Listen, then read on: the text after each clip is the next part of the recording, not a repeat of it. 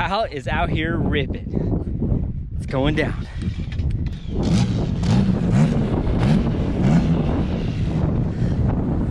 This is so cool. Come on, buddy. All the way back is first. One up is second.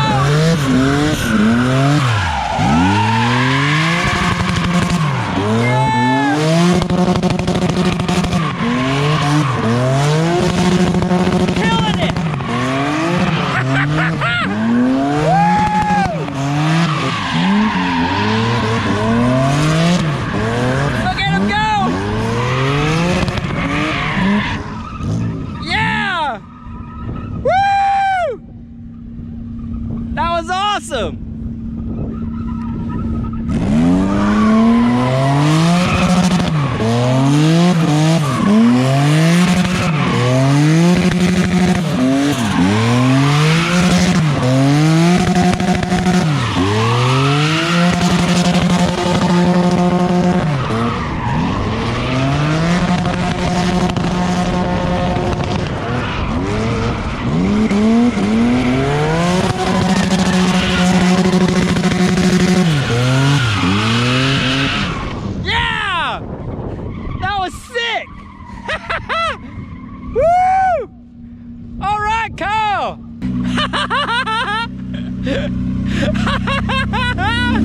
That was sick, dude.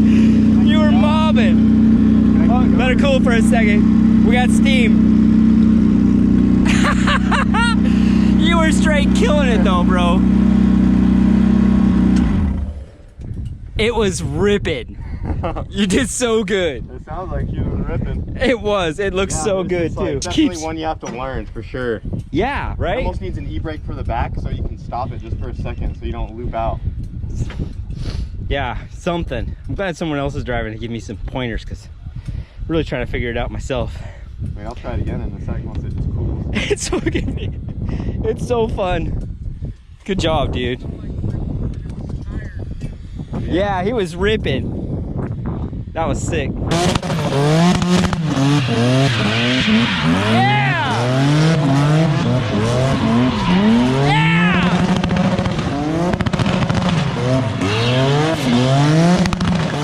Come on, Kyle! Hell yeah! Yeah!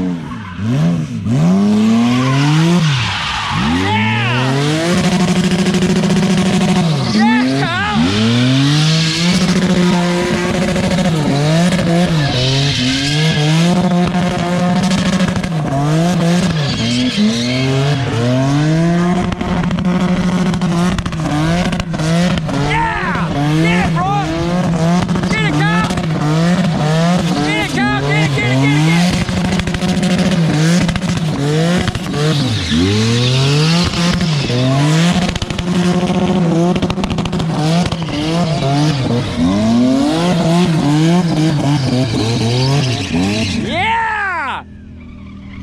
Woo! Yeah, bro!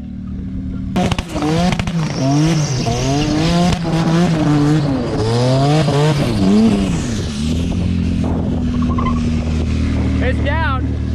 They're almost ready to go. That tire's just about to pop.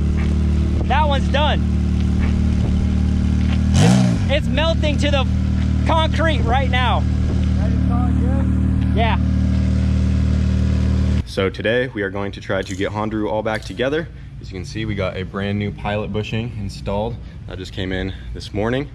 And Emilio got the clutch all back together with the alignment tool, and everything looks good on the clutch. We inspected it. Everything looks like it should be in perfect working order. The only thing that happened was it rubbed those edges right there like we said, and then the flywheel getting wallowed out a little bit. But everything should work fine like that. The main issue is having that pilot bushing all beat up, but we got the new one in there.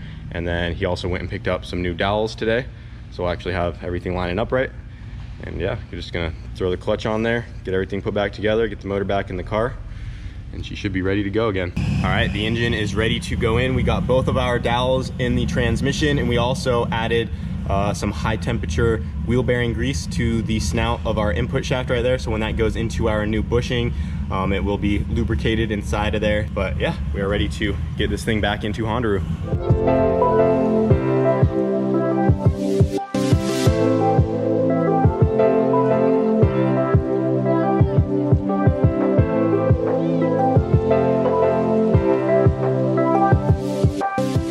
All right, everything is back together on Hondaru, and right now we're getting ready to fire it up to bleed the coolant, and hopefully all is good and aligned with the clutch, and she should be ready to go.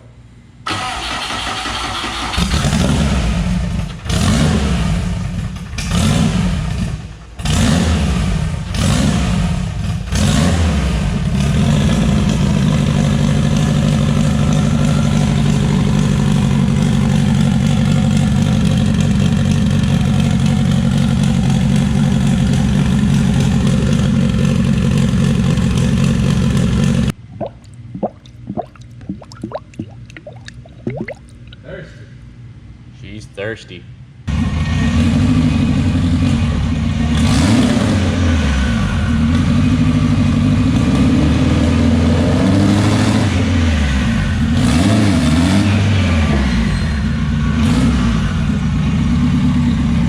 You pull on the e-brake too?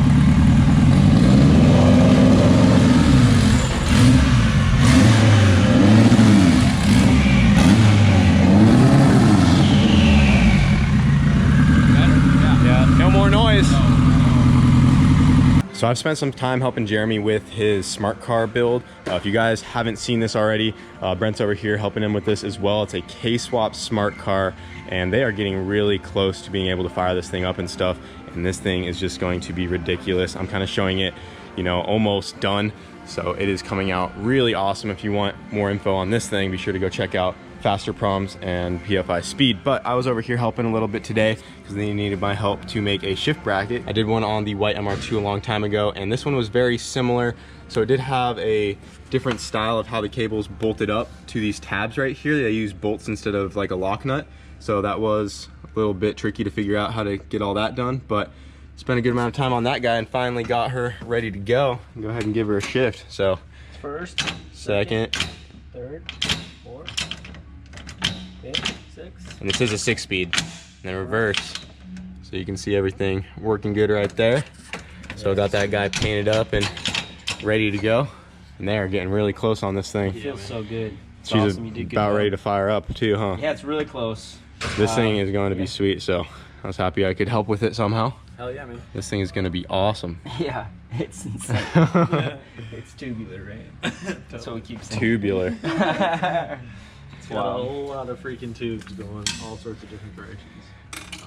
Dude, you're going to have your hands full with this thing. It's going to be so fast. So fast. I mean, look at this K-Series turbo smart car. They're shooting for like 400 horsepower, so you guys can only imagine what it's going to do. Probably more.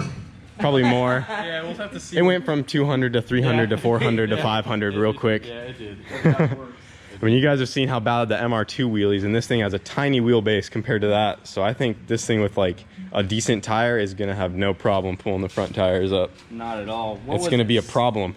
70, It's like 79 inches, you know. 79-inch wheelbase. We started off with the idea of a burnout car, and then it kind of evolved into like a little bit of everything car, and now it's probably going to be a wheelie car. You know? This thing is going to be insane. Well, just to put in perspective, what's the MR2 wheelbase? Almost 100 inches. Almost It's like 100 95, I think. So 95 And this is inches to 79. 20 inches less of a wheelbase. And they just use like all the factory suspension components from TSX. It's like the same subframe from the TSX and everything. They just kind of made bracketry to hold it all in place. Looks freaking crazy. Kyle came up with these upper shock mounts and all that stuff. Yeah, you've done more. That's pretty cool. Yeah, I haven't showed much helping with this, but You definitely threw some some brains at it, because this was your idea. I wanted to do something similar, but you modified it, and we worked and rolled with that idea, and I like that idea a lot. So with the intercooler and stuff. yeah. And some people are like, and I didn't even realize this. Some people are like, "Hey, that's gonna look just like an RS200," and it did not even hit me. But that's so true. We're trying to have a little scoop just like this, and I just looked it up this morning, and I was like, "Oh my gosh, it's just like an RS200." Are you gonna be using these little tabs right here, like mount a scoop off of? We got some carbon that's over there, and we were trying to just run it like something like that, maybe about a 3-inch gap, and then taper it down and funnel it in. That's gonna look so cool. That would be cool. This thing's gonna be wild. It's wild. It's so ridiculous. I want one. I know. I feel the same way. It's crazy. It's so cool. Well, you guys can rip it when we're done. I also got rid of this nonsense on the Rowdesy. This is what came loose on the highway on us. This is what I was running off the back of the block. I had a dash 4 fitting to that, and then the feed to the turbo came off of this T, and then I had this little MPT adapter going to the sensor. Just a whole bunch of fittings and nonsense going on. So got rid of all of that, and now I have a dash 490 where this used to go, going straight to the turbo feed. So now the feed is the only thing coming off that port on the block, and then I relocated my oil pressure sensor to a sandwich plate that is on the engine already. I have a sandwich plate over here, just in case you guys haven't seen a sandwich plate before. This just goes in between the block and the oil filter, and then I have the sensor off of this port right here. This was an extra one I had that I just didn't use. Son from S1 Built actually gave those to me, so huge shout out to S1 Built for the oil sandwich plates. But yeah, that is all done and good to go. And I also had the wrong style sensor in there. This is a 0 to 150 PSI sensor, and my AEM kit that I have is a 0 to 100 on the gauge. So now I have a 0 to 100 sensor, which is the right one to the gauge, and my oil pressure was actually reading lower with this sensor, almost 20 PSI. Now that I have the correct gauge in there, it's reading about 90 PSI on idle, when before this one was like 50 to 60 PSI on idle. And I trust the new one that I have in there, because the MR2 is basically the exact same setup with the same pump, and the MR2 also is about 90 PSI when you first start it up and stuff. So that is good news, because that means the oil pressure was higher than I even thought when it did kind of come loose. So motor's all good. I've been warming it up today, and everything seems awesome. And then I also gave it a fresh oil change with a new filter, and everything looks awesome. So Rowdesy's good, guys, and we got rid of all of this bull crap going on. So we got Hondaru put all back together today, and we were in the process of bleeding the brakes to get it ready for a test drive, but we're gonna have to get back to that since we're running out of time, because now Florida has a 9 p.m. curfew. Yeah, if we get caught on the street after 9 p.m., it's $1,000, and we're had my buddy's friend already got a $1,000 ticket because he was out last night. Yeah, dude, that's crazy. We're over an hour away staying with Cletus, so we don't want to chance it and bring it down to the wire. So we're going to get out of here soon. We do want to give this thing a test drive to confirm that the clutch and everything is working, but we did already test it on the lift, pulling the e-brake. The noise seems to be completely gone now. Sounds like she's running good, and the problem seems to be fixed, even though we can't confirm it until we go drive it for a while, but it seems like it's definitely better. That horrible noise is gone, no more sparks. So that noise was horrible, bro. Yeah, that noise was bad. And then the brakes have been squishy for a while, so that's why we're trying to get that done as well. But we're just gonna have to come back to it so we don't get caught in this curfew. Yeah, they're trying to get all their $1,000 stimulus check money back. Yeah, giving everybody $1,000. They're getting it right back if you stay out too late. We're getting out of here for tonight, but we will get a driving video of Hondaru here very soon. Hopefully like tomorrow or something. Yeah. Get it bled and ride out. Yep.